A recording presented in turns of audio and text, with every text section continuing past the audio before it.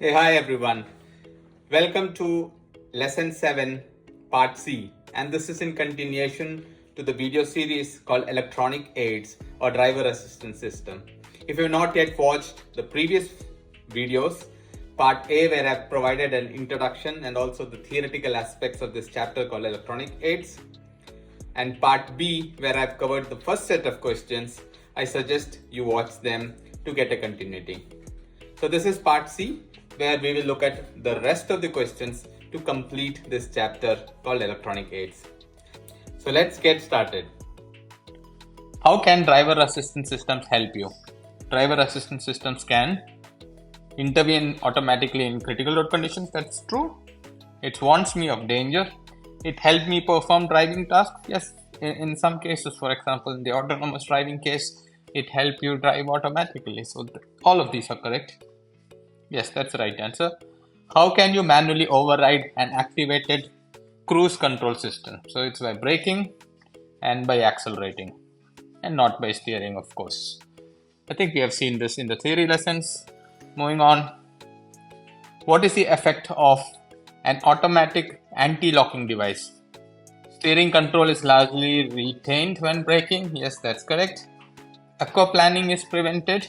No, aquaplaning is not prevented. So aquaplaning is formation of ice under your tire. So this is not the function of anti-locking device. The vehicle is braked in best possible way also on wet roadways. I think that's also correct.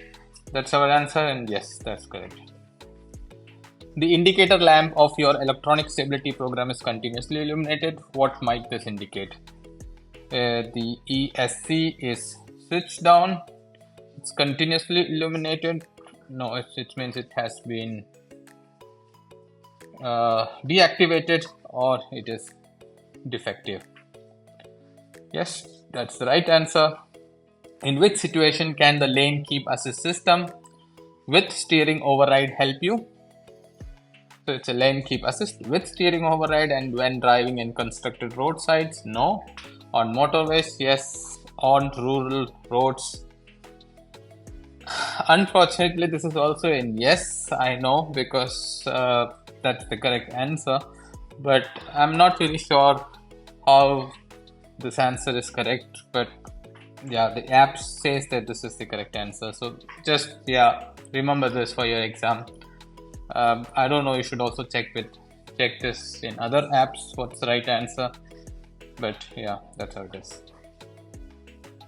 How does the active park assist help you when parking?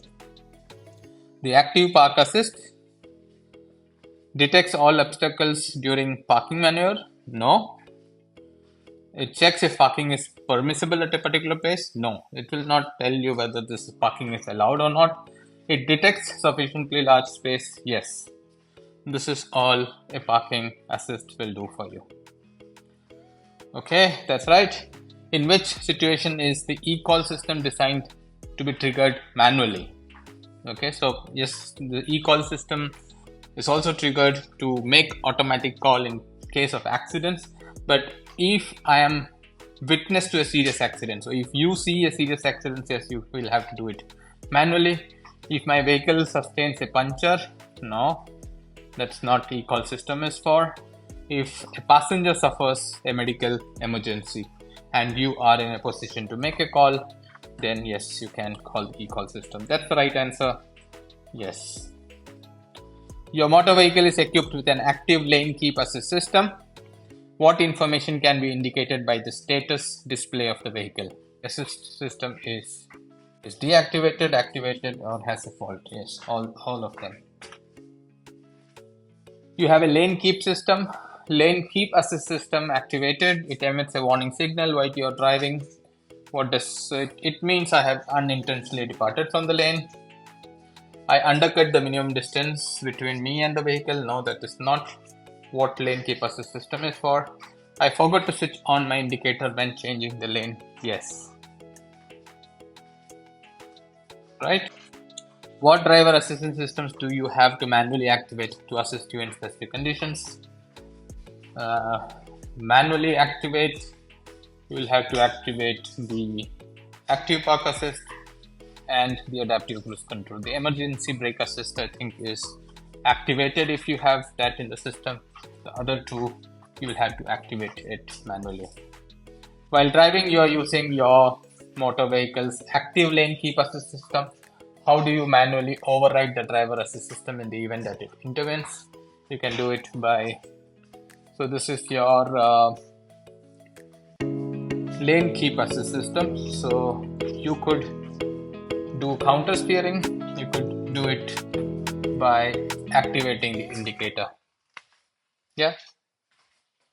What are the advantages of an automatic anti-locking device? It is possible to brake heavily and avoid an obstacle. Yes, that's the advantage of an anti-locking device. The danger of tipping over is reduced when braking on bends. No. And on setting off, wheel spin is prevented. No, that's actually an anti-slip device. Yes, that's it. That's correct.